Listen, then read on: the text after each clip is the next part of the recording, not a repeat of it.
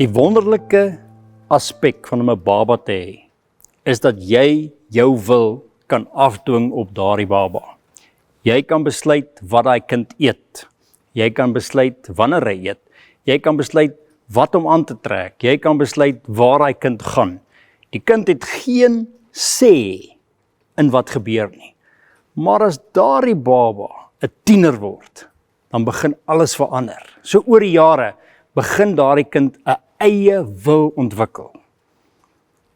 En gewoonlik eindig dit wanneer hulle tieners is om te sê, ek wil nie aantrek wat jy gekoop het nie.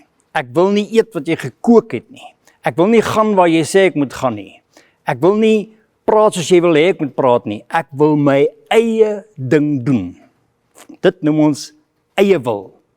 En dis 'n wonderlike ding, maar is ook 'n baie gevaarlike ding. Jesus kom en hy sê vir ons 'n belangrike ding. Hy sê, in jou gebed moet jy bid, Here, laat u wil geskied.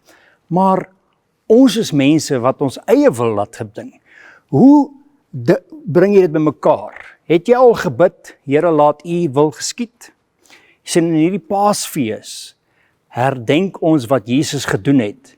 En Jesus het in Lukas 22 vers 43, is hy in die tuin, net voor sy kruisiging, en hy bid, en hy sê, Here, laat nogtans nie my wil nie, maar u wil geskied.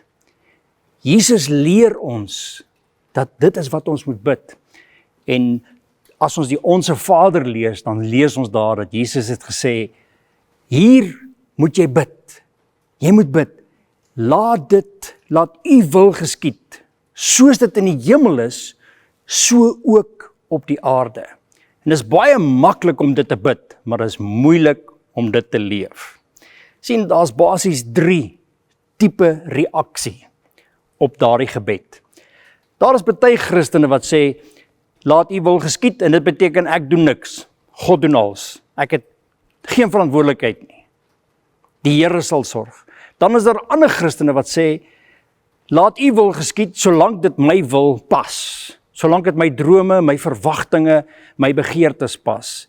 En dan is daar die regte manier, die manier wat Jesus ons geleer het, wat sê, Here, laat u wil geskied. Ek soek u wil. Wat is u wil vir my lewe? Nie net, laat dit geskied nie, maar ontdek dit, doen dit en leef dit. Soos wat Jesus gedoen het. Ons tel nou af na in lenttyd, na die Paasfees, en Jesus het gebid en gesê, dis wat ek wil hê, maar laat u wil geskied. Kom ons bid saam. Hemelvader, sal u ons lei en ons leer en ons help om u wil te ontdek en dit te leef. Amen.